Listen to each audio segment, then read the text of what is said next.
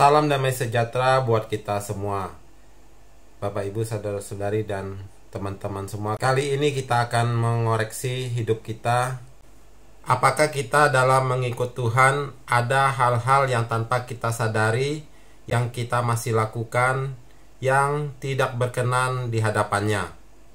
Itu hal-hal yang kadang kita anggap remeh, tapi itu adalah yang tidak berkenan di hadapan Tuhan. Nanti saya akan cerita tentang dua cerita dari hidup saya, bagaimana kita semestinya sebagai orang yang percaya kepada Tuhan Yesus, yang hidupnya harus sesuai dengan firman-Nya, bagaimana mengimplementasikannya di dalam kehidupan kita sehari-hari. Cerita yang pertama, waktu saya masih kecil dulu, itu mungkin masih SD, itu habis pulang sekolah itu saya bekerja, itu adalah kerja di pabrik garam, pabrik cetak garam, dari garam yang masih berbentuk butiran gitu, digiling halus lalu dicetak satu potong terus di open biar kering, biar padat, biar berbentuk gitu seperti batu bata. Nah, kerja saya itu adalah memasukkan potongan-potongan yang sudah dibakar itu, yang sudah di open itu, dimasukkan ke dalam kantong plastik yang nantinya akan dijual per pak gitu. Nah, itu kita kerja, ada beberapa orang, itu kerjanya semacam rebutan, adu cepat, karena penghasilan kita didapatkan dari berapa banyak yang kita bisa bungkus gitu, yang per pak gitu. Jadi saya ada beberapa orang yang seperti saya, kerjanya memasukkan garam yang sudah dicetak, yang sudah di open itu ke dalam kantong plastik. Dan bagian yang lain yang untuk mencetak, untuk menggiling, itu adalah bagian orang dewasa. Kita anak-anak bagiannya memasukkan hasil cetakan, hasil yang di open ke kantong plastik. Nah, itu karena hasilnya dihitung dengan berapa banyak kita bisa memasukkan dalam kantong itu, berapa kantong yang kita bisa dapat. Jadi itu garamnya kadang habis di open itu belum terasa dingin, masih panas. Kadang kalau kita pegang itu masih nggak kuat pegangnya, sampai melepuh kadang tangan. Itu kita udah buru-buru masukin ke dalam kantong plastik. Jadi kerjanya rebutan. Nah, setelah kita masukin di kantong plastik, itu kita akan staples. Nah, yang jadi masalah dari cerita saya ini adalah, itu saya mengambil staplesnya itu bawa pulang. Jadi itu barang pabrik garam, staplesnya saya bawa pulang. Itu yang besi untuk slop staplesnya itu, yang kecil-kecil itu, yang pelornya itu juga saya ambil bawa pulang. Walau tidak banyak, tapi ada saya bawa pulang gitu ke rumah saya, berbentuk itunya staplesnya, berbentuk pelornya juga.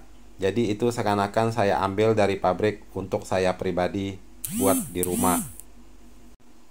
Nah, yang jadi pelajaran kita adalah, itu saya waktu itu masih kecil, tapi udah punya sifat seperti itu. Karena bawaan manusia itu kadang kita ada sifat serakahnya, kepengen gitu kan.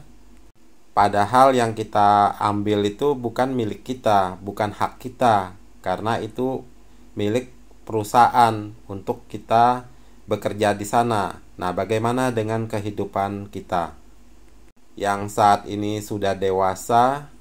Apakah dari tempat kita bekerja kita masih melakukan hal-hal yang seperti saya lakukan waktu masih kecil dulu?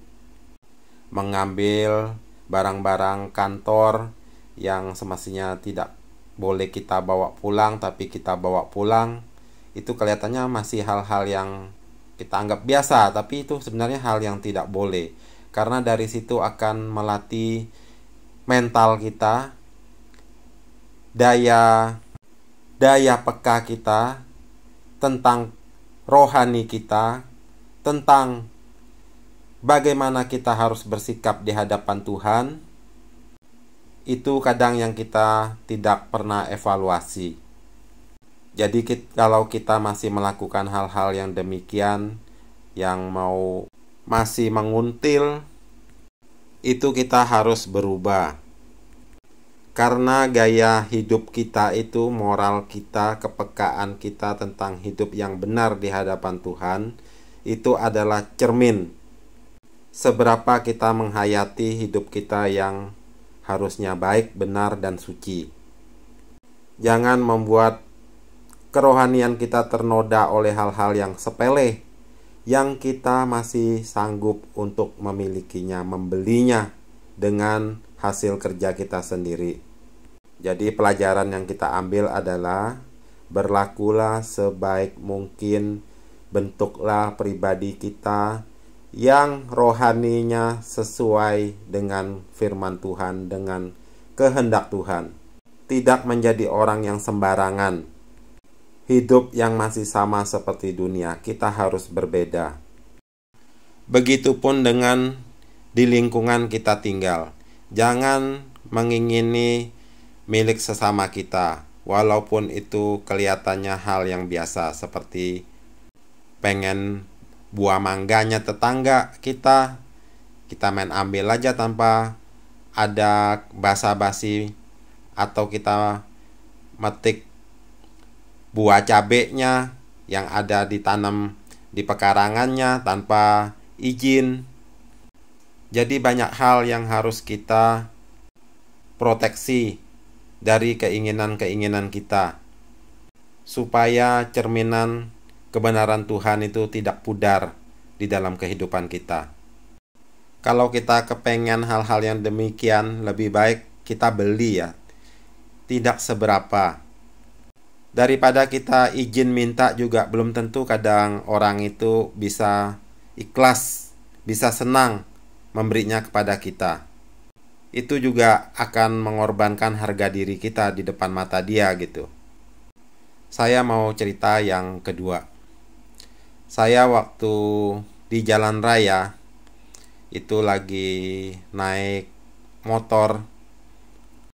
Terus di tengah jalan itu melihat ada dompet yang jatuh. Terus saya berhenti, kesempatan ini untuk saya ambil.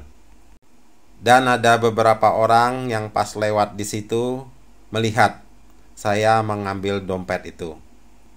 Saya langsung bawa pulang, saya buka itu dompet, terus saya lihat. Itu ada KTP-nya, ada duitnya, ada STNK-nya. Terus saya lihat itu KTP-nya, ternyata yang punya dompet itu adalah orang di komplek tempat saya tinggal, karena bloknya itu tidak jauh dari rumah saya, tapi orangnya tidak saya kenal. Tujuan saya berhenti waktu melihat dompet itu jatuh di jalan raya adalah untuk menyelamatkannya. Karena saya pikir ini, kalau dompet jatuh di jalan raya pasti diambil orang lain. Mendingan pas saya yang masih bisa ambil, saya yang ambil. Itu saya lihat KTP-nya, alamatnya, terus saya langsung pergi ke rumah orangnya. Saya tanya. Tapi yang saya temuin itu adalah adiknya, perempuan. Terus saya tanya, bener nggak ini alamatnya sini, namanya ini? Dia bilang benar, tapi orangnya lagi keluar katanya. Nah, saya bilang, saya ada ketemu dompetnya jatuh di jalan, alamatnya sini, KTP-nya. Nanti coba tanya, bener nggak ada hilang KTP-nya gitu, maksudnya dompetnya itu. Habis itu saya pulang, Dan malamnya yang punya dompetnya itu, yang jatuh itu datang ke rumah saya. Karena saya ada kasih alamat saya ke adiknya itu. Jadi dompetnya itu tidak saya serahkan ke adiknya. Saya mau orang yang bersangkutan, kalau merasa dompetnya benar itu punya dia ada hilang, nah datang ke rumah saya. Ternyata orangnya datang.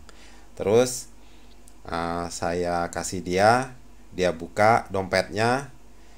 Terus dia mau selipkan beberapa lembar uang gitu ke anak saya. Saya bilang jangan.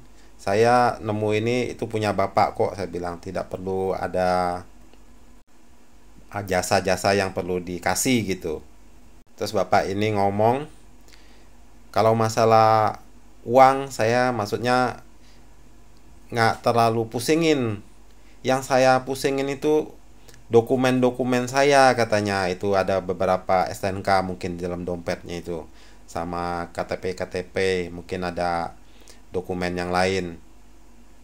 Jadi saya bilang nggak usah, jangan kasih uang atas penemuan dompet itu. Nah, sejak kejadian itu, orang yang tidak saya kenal itu menjadi teman sampai sekarang. Jadi hikmah yang saya mau bagikan ke Bapak Ibu, saudara-saudari dan teman-teman semua, kita harus berubah dari cara hidup kita, pandangan kita. Mungkin kita banyak melakukan hal-hal yang masih kita belum sadari, itu yang maksudnya tidak berkenan di hadapan Tuhan. Dengan saya melakukan ini, setidaknya orang itu tahu, beliau ini, Bapak ini tahu bahwa saya termasuk orang yang jujur. Saya sebagai pengikut Tuhan Yesus harus mencerminkan hal yang baik. Saya membawa nama Dia di dalam hidup saya, yaitu nama Tuhan saya. Jadi kalau mungkin ada masa-masa lalu saya juga yang masih belum baik, setelah kejadian masa kecil saya dulu itu, masih ada hal-hal yang saya lakukan yang tidak baik. Tapi ada titiknya kita harus sadar, di mana kita harus bersikap dan berposisi. Kita adalah anak terang. Semoga cerita saya ini, kisah hidup saya ini, bisa memberi kekuatan yang kuat untuk kokoh berdiri di dalam Tuhan. Dan bagi mereka yang baru menyadari sekarang, bersyukur bahwa kita masih ada waktu ke depan untuk bisa berubah dan memperbaiki diri.